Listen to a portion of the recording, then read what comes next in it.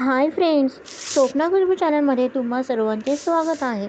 Friends, आजच्या व्हिडिओमध्ये आपण मृत्यूजवळ येताच आपण त्या ठिकाणावर कसे जाऊन पोहोचतो याविषयी संपूर्ण माहिती जाणून घेणार आहोत.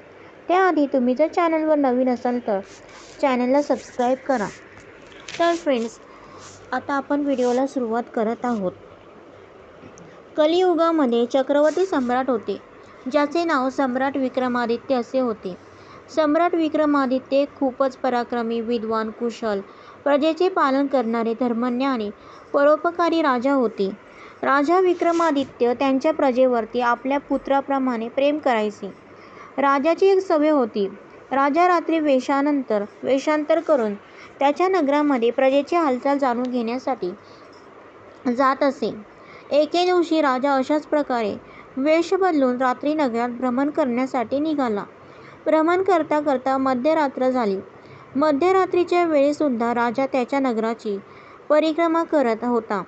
राजा परिक्रमा करण्याच्या ज्या मार्गावरून जात होता त्या मार्गाच्या दुसऱ्या बाजूला खूप घनदाट असे जंगल होते.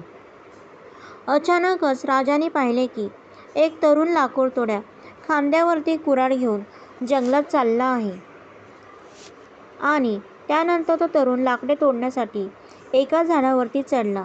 इतक्यात राजा विक्रमादित्याने पाहिले की एक खूपच भयानक असा अस्वल धावत धावत त्या वृक्षाच्या दिशेने येत आहे आणि त्यानंतर तो अस्वल त्या झाडावरती चढला, ज्या झाडावरती तो तरुण लाकूड तोडण्यासाठी चढला होता. त्या अस्वलाला झाडावरती चढताना पाहून राजाला खूप आश्चर्य वाटले, कारण अस्वल कधी झाडावर चढू शकत नाही. जेव्हा त्या तरुण लाकूडतोड्याने अस्वल त्याच्या दिशेने येत आहे हे पाहिले तेव्हा त्याला खूप भीती वाटू लागली. भीतीने त्याचे हातपाय थरथरू लागले आणि याच भीतीने त्याने त्या झाडाच्या फांदीला हात पकडला होता. तो त्याचा हात सुटला व तो झाडावरनं खाली पडला व अशा प्रकारे त्या तरुणाचे प्राण तिथेच निघून गेले.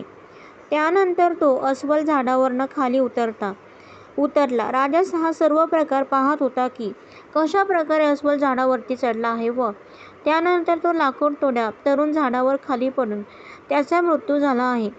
जेव्हा अस्वल खाली उतरला तेव्हा त्या अस्वलाने एका सुंदर मुलीचे रूप धारण केले. त्यानंतर ती सुंदर मुलगी जंगलातच असणाऱ्या एका विहिरीजवळ गेली व विहिरीच्या काठावरती बसली. राजा लांब उभा राहून हा सर्व प्रकार पाहत होता. राजा विचार करत होता की हा अस्वल जो होता आता मुलगी झाला आहे, तो पुढे काय करेल. थोड्याच वेळात नंतर राजाने 2 शिपाई जे रात्रपाळी करत होते ते त्या विहिरीजवळ आले. ते दोघे एकमेकांचे सख्खे भाऊ होते. छोट्या भावाची नजर जेव्हा विहिरीजवळ पडली तेव्हा त्याला एक सुंदर मुलगी दिसली. जेव्हा तो छोटा भाऊ मोठ्या भावाला म्हणाला, दादा बघ, त्या विहिरीच्या काठावरती किती सुंदर मुलगी बसली आहे. माझे मन करत आहे की मी या मुलीसोबत लग्न करावे. तेव्हा तो मोठा भाऊ म्हणाला, मोठा भाऊ अविवाहित असताना छोटा भाऊ लग्न कसा करू शकतो. मी मोठा आहे आणि म्हणूनच तुझ्या आधी मी लग्न करणार आहे आणि म्हणूनच या मुलीसोबत मी लग्न करणार आहे. तेव्हा छोटा भाऊ म्हणाला, या मुलीला मी पाहिले आहे, म्हणूनच तिच्यासोबत लग्न मी करणार आहे. मोठा भाऊ म्हणाला, आपण उगाचच भांडण करत आहोत. आपण असे केले की या मुलीलाच विचारले की आपल्या दोघांपैकी कोणासोबत ती लग्न करू इच्छिते आहे आणि ज्याच्यासोबत ही मुलगी लग्न करू इच्छित असेल आपल्या दोघांपैकी तोच या मुलीसोबत लग्न करेल. अशा प्रकारे आपसात ठरवून दोघं भाऊ त्या मुलीजवळ पोहोचले. मोठ्या भावाने त्या मुलीला प्रश्न विचारला, हे सुंदर स्त्री, तुम्ही कोण आहात आणि इथे काय करत आहात. तेव्हा ती मुलगी म्हणाली की मी जवळच्याच एका गावात राहते आणि माझ्या नवऱ्याला शोधते आहे. मी इथे आली आहे. तेव्हा छोटा भाऊ म्हणाला, तुझा नवरा कुठे आहे. तुझी जर इच्छा असेल तर त्याला शोधण्यासाठी आम्ही तुझी मदत करू शकतो. तेव्हा ती मुलगी म्हणाली, आता तर मी कुमारिका आहे आणि एका चांगल्या वराच्या शोधामध्ये आहे. तेव्हा छोटा भाऊ म्हणाला, आम्ही दोघेसुद्धा अविवाहित आहोत. जर तुझी इच्छा असेल तर तू आम्हा दोघांपैकी कोणासोबत लग्न करू शकतेस. तेव्हा ती मुलगी म्हणाली, मी तुम्हा दोघांपैकी कोणा एकासोबत लग्न करू शकते, परंतु माझी एक अट आहे. तेव्हा दोन्ही भाऊ म्हणाले, कोणती अट आहे? मुलगी म्हणाली, तुम्हा दोघांपैकी जो अधिक शूर असेल मी त्याच्यासोबत लग्न करेल. इतकं ऐकल्यानंतर दोघेही भाऊ स्वतःला श्रेष्ठ ठरवण्यासाठी एकमेकांसोबतच लढू लागले. लढता लढता दोन्ही भावांनी तलवार काढली आणि एकमेकांच्या पोटाच्या आत अशा प्रकारे मारले की तडफडून दोन्हीही भावांचे प्राण निघून गेले.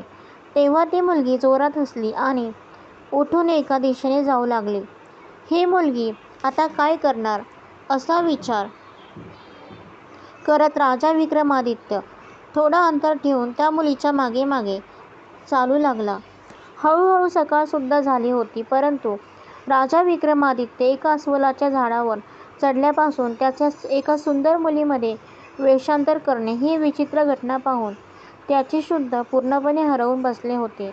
त्यांना त्यांच्या राज्याचे, भुकेचे, तहानेचे काहीही ध्यान राहिले नव्हते. त्यांना फक्त एकच गोष्ट लक्षात होती, त्यांना त्या सुंदर मुलीबद्दल जाणून घ्यायचं आहे. राजाला त्या मुलीबद्दल जाणून घेण्याची उत्कंठा खूपच वाढली होती. त्यामुळे राजा त्या मुलीपासून ठराविक अंतर ठेवून तिच्या मागे मागे चालला होता. जवळजवळ 200-300 पावले पुढे चालल्यानंतर राजाच्या आश्चर्याला ठिकाणच राहिला नाही, कारण ती सुंदर मुलगी बघता बघता एका विषारी नागामध्ये बदलली होती. आता तो विषारी नाग खूपच जोराने पुढे सरकत होता. काही दूर गेल्यानंतर समोर एक नदी होती. तो विषारी नाग त्या नदीच्या किनारी पोहोचला. त्यानंतर काही क्षण तो नाग त्या नदी किनारी थांबला. राजा हा सर्व प्रकार लांबून पाहत होता. तो विषारी नाग काही क्षण त्या नदी किनारी थांबला. एकदमच त्या नदीमध्ये उडी मारली. नदीच्या मध्यभागी एक नाव चालत होती. त्या नावेमध्ये 20-25 लोक बसले होते. तो विषारी नाग त्याच नावेच्या दिशेने जात होता. सम्राट विक्रमादित्य किनाऱ्यावर उभे राहून हे सर्व दृश्य पाहत होते. बघता बघता तो विषारी नाग त्या नावेमध्ये गेला. नावेमध्ये नाग आला आहे हे पाहून नावेमधील सर्व लोकांमध्ये गडबड निर्माण झाली आणि तो स्वतःचा प्राण वाचवण्यासाठी नावेमधून पाण्यामध्ये उडी मारू लागले. त्या लोकांपैकी ज्यांना पोहता येत होते ते तर कसेबसे नदीमध्ये पोहून किनाऱ्यावरती आले आणि ज्या लोकांना पोहताच येत नव्हते ते सर्व लोक पाण्यामध्ये बुडून गेले. थोड्या वेळानंतर तो नाग नदीतून बाहेर निघाला आणि नदीच्या किनाऱ्यावरून पुढे पुढे सरकू लागला. सम्राट विक्रमादित्य त्या नागाच्या मागे मागे चालले होते. काही दूर गेल्यानंतर राजा विक्रमादित्य यांना आश्चर्याचा मोठा धक्का बसला, कारण त्या नागाने आता पुन्हा त्याचे रूप बदलले होते. आता तो नाग एका म्हातारे ब्राह्मणाच्या रूपामध्ये आला होता. राजा विक्रमादित्यनं विचार केला की आता हीच योग्य वेळ आहे याच्याकडे माहिती काढायची. मी जाणून घेतो की हा एवढी रूपं का बदलत आहे आणि लोकांना असा त्रास का देत आहे. एक रुग्ण हा नाग झालेला आहे, त्यामुळे मी याला विचारल्यावरती नक्कीच मला या सर्व माहिती सांगेल.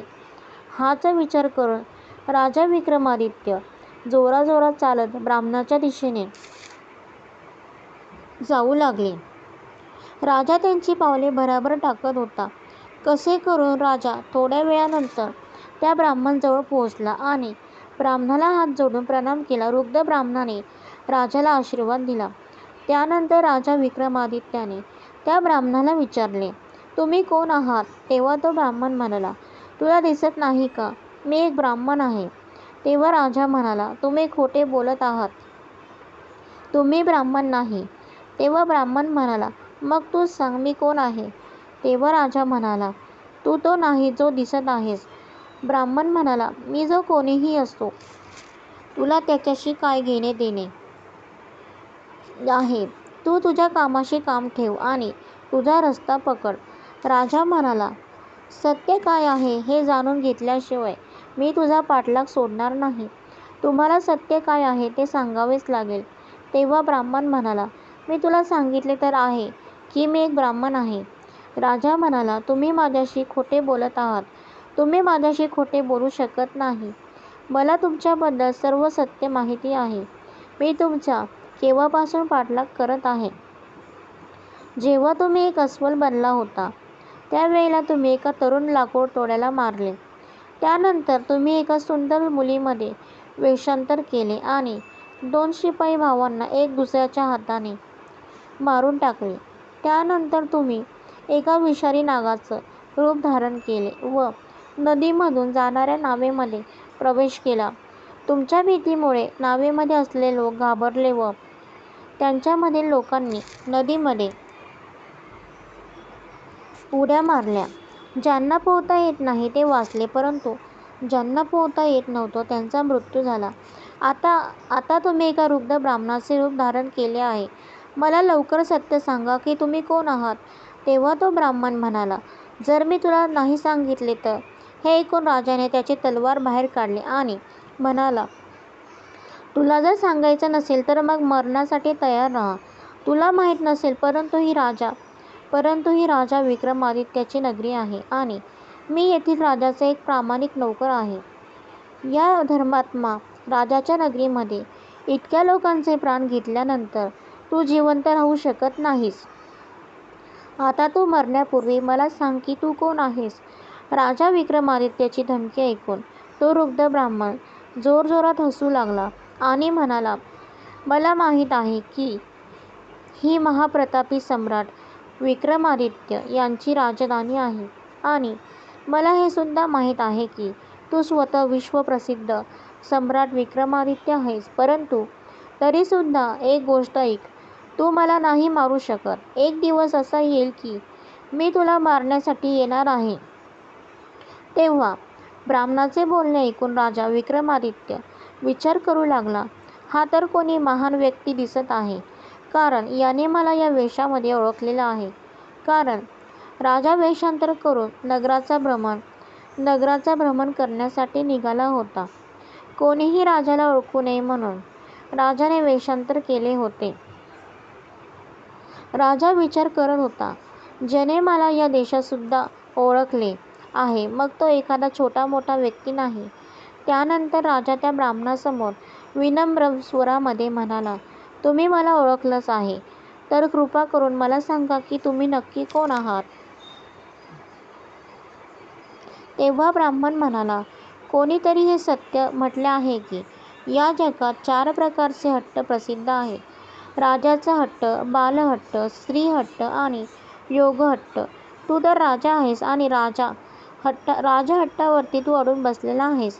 माझ्याबद्दल सत्य ऐकल्याशिवाय तू ऐकणारा नाहीस आणि म्हणूनच मला तुला हे सांगावे लागेल की मी कोण आहे. राजन, लक्ष देऊन ऐक, मी कोण आहे आणि मी तुझ्या राजधानीमध्ये का आलो आहे. यानंतर त्या वृद्ध ब्राह्मणांनी राजाला सांगायला सुरुवात केली, हे राजन, मी तुला सांगत आहे की मी कोण आहे. लक्ष देऊन ऐक, कुठल्याही शब्दावरती दुर्लक्ष करू नकोस, अन्यथा तुला त्याचा पश्चाताप करावा लागेल. माझे नाव काय आहे. तुला माहीत आहे की या जगामध्ये जितके पण प्राणी आहेत त्यांचा मृत्यू निश्चित आहे आणि म्हणूनच या भूमीला मृत्यूलोक असे म्हटले जाते. जेव्हा प्राणी मातेच्या गर्भामध्ये येतो व जेव्हा त्याचे सर्व अंग विकसित होतात त्यानंतर त्याच्यामध्ये आत्मा प्रवेश करते, अर्थात असतो एक सजीव बनतो आणि त्याच वेळेला त्याच्या मृत्यूची वेळ, ठिकाण आणि मृत्यूचे कारण अर्थातच त्याचा मृत्यू कशा प्रकारे होणार आहे हे विधात्याद्वारे निश्चित केले जाते. हे राजन, तो हे सुद्धा जाणून घे, या जगातील प्रत्येक प्राण्यांच्या जन्म मरणाचा लेखाजोखा चित्रगुप्ताजवळ आहे. जेव्हा पण कुठल्याही प्राण्याच्या मृत्यूची वेळ जवळ येते तेव्हा चित्रगुप्त धर्मराजाला काही सूचना देतो. सर्व प्राण्यांच्या मृत्यूचा विभाग हा भगवान शंकराजवळ आहे. त्यामुळे धर्मराज त्या प्राण्याला मृत्यू प्रदान करण्याची आज्ञा भगवान शंकराजवळ मागतात. जेव्हा भगवान शिवाज्ञा देतात तेव्हा धर्मराज मला अर्थात काळाला आज्ञा देतात व त्यानंतर मी मृत्यू लोकांवरती म्हणजेच पृथ्वीवरती येतो. मला हे माहीत आहे की कोणत्या प्राण्याचा कोणत्या वेळी कोणत्या ठिकाणावर आणि कशा प्रकारे मृत्यू होणार आहे. मी त्या प्राण्याला निश्चित वेळेवरती निश्चित स्थानावरती घेऊन जातो किंवा तिथे त्याला पोहोचवतो जिथे त्याचा मृत्यू लिहिलेला आहे आणि ज्या प्रकारे त्याचा मृत्यू लिहिला आहे मी त्या ठिकाणी त्याच प्रकारची परिस्थिती निर्माण करतो आणि त्या प्रकारे त्याचा मृत्यू होत असतो. त्या लाकूड तोड्याला तरुणाला मी मारले नाही. तेव्हा राजा विक्रमादित्य म्हणाला, तू पुन्हा खोटं बोलत आहेस. मी स्वतःच्या डोळ्यांनी पाहिले की त्या लाकूड तोड्या तरुणाच्या मृत्यूचे कारण तूच आहेस. तेव्हा तो वृद्ध ब्राह्मण म्हणाला, तरुणाचा मृत्यू झाडावरून खाली पडल्यामुळे, झाडाची फांदी हातातून सुटल्यामुळे झाला आहे. मला फक्त धर्मराज यांच्या आज्ञेचे पालन करायचे असते. तरुणाचा मृत्यू तर झाडावरनं खाली पडल्यामुळे होणार आहे असे लिहिले होते आणि म्हणूनच मी अस्वल बनवून त्या झाडावर चढून तशी परिस्थिती निर्माण केली. नाही तर तूच विचार कर, जर खरंच अस्वल असता तर तो या झाडावर चढू शकला असता का? कधीच नाही. परंतु तो मी होतो आणि माझ्यासाठी काहीच असंभव नाही. आता या शिपाई भावाबद्दल बोलायचे झाले तर त्याचा मृत्यू एकमेकांच्या हाताने लिहिला होता. म्हणूनच मला एका सुंदर मुलीचं रूप धारण करावं लागले. नावेमध्ये संवाद काही लोकांचा मृत्यू पाण्यात बुडून होणार असे लिहिले होते आणि म्हणूनच मला एका विषारी नागाचे रूप धारण करावे लागले. हे राजन, मला असे वाटते की आता तुम्हाला खूप चांगल्या प्रकारे समजलं असेल की मी कोण आहे, तुमच्या नगरीमध्ये कशासाठी आलो आहे आणि तुम्हाला हे सुद्धा समजलं असेल की वेळ, ठिकाण आणि परिस्थिती या जगातील प्राण्यांच्या जीवनात किती मोठी भूमिका बजावत असतात. राजा विक्रमादित्य त्या वृद्ध ब्राह्मणाचा जो एक काळ होता त्याचे बोलणे खूपच लक्षपूर्वक आणि गंभीरपणे ऐकत होते. तो काळ म्हणू लागला, हे राजन, आता मी चाललो आहे. तेव्हा राजा विक्रमादित्य म्हणाला, हे कालदेवता, तुम्ही मला खूपच चांगली माहिती दिली आहे. यासाठी मी तुमच्या आभार व्यक्त करतो. कृपया जाण्यापूर्वी माझ्या एका प्रश्नाचे उत्तर द्या. तेव्हा कालदेव म्हणाले, विचारा, तुम्हाला काय विचारायचे आहे? लवकर विचारा, कारण माझ्याकडे जास्त वेळ नाही. तेव्हा राजा विक्रमादित्य म्हणाला, कृपा करून मला हे सांगा की माझा मृत्यू केव्हा, कुठल्या ठिकाणावर आणि कशा प्रकारे होणार आहे. तेव्हा काळदेव म्हणाला, हे राजन, मी तुम्हाला आहे तर सांगू शकतो की तुमचा मृत्यू कुठे आणि कशा प्रकारे होणार आहे, परंतु हे सांगू शकत नाही की तुमचा मृत्यू कधी होणार आहे. राजा विक्रमादित्य म्हणाले, हे कालदेव, तुमची वेळ सांगण्यास तुम्हाला काय अडचण आहे? तेव्हा काळदेव म्हणाले, हे राजन, जर मी तुम्हाला आधीच मृत्यूची वेळ सांगितली तर तुम्ही याच वेळेपासून चिंतित होऊन जाल आणि तुम्हाला माहितीच आहे की चिंता ही चित्ते समान असते. आता जर तुमच्या शासनकाळामध्ये तुम्हाला खूप साऱ्या जनतेचा कल्याण करायचे आहे. त्यानंतर राजा विक्रमादित्य म्हणाले, ठीक आहे, वेळ नाही तर हे तरी सांगा की मृत्यू कुठे आणि कशा प्रकारे होणार आहे. तेव्हा काळदेव म्हणाले, ऐक, राज्यात तुझा मृत्यू तुझ्याच महालामध्ये शिड्यावरनं पाय घसरल्यामुळे होणार आहे. इतके म्हणून तो वृद्ध ब्राह्मण जो एक काळ होता तो लगेचच एका दिशेने जाऊ लागला आणि काही अंतर गेल्यानंतर तो तिथूनच अदृश्य झाला. आता सूर्यास्तसुद्धा झाला होता आणि चारही बाजूला अंधार झाला होता. राजा विक्रमादित्य आता शारीरिक आणि मानसिकदृष्ट्या पूर्णपणे थकले होते. मनामध्ये विचार करत करत ते जोरात चालत त्यांच्या महालाच्या दिशेने जाऊ लागले. ज्या प्रकारे त्या वृद्ध ब्राह्मणाने जो एक काळ होता त्याने जसे सांगितले होते की राजा विक्रमादित्यचा मृत्यू शिड्यावरनं पाय घसरल्यामुळे होणार आहे. राज्यात थकलेल्या असल्यामुळे आणि गेल्या अनेक तासामध्ये वणवण फिरत असल्यामुळे पोटात अन्न पाणी नव्हते, त्यामुळे त्याला शिड्यावरनं चढताना चक्कर आल्यासारखे झाले आणि तो त्या शिड्यावरनं खाली पडला, घसरला आणि त्याचा मृत्यू झाला. तर फ्रेंड, अशा प्रकारे आपली कथा इथे समाप्त होत आहे. तुम्हाला जर माझा व्हिडिओ आवडला असेल तर लाईक करा, शेअर करा, सबस्क्राईब करा. पुन्हा भेटू एका नवीन व्हिडिओसोबत. तोपर्यंत बाय.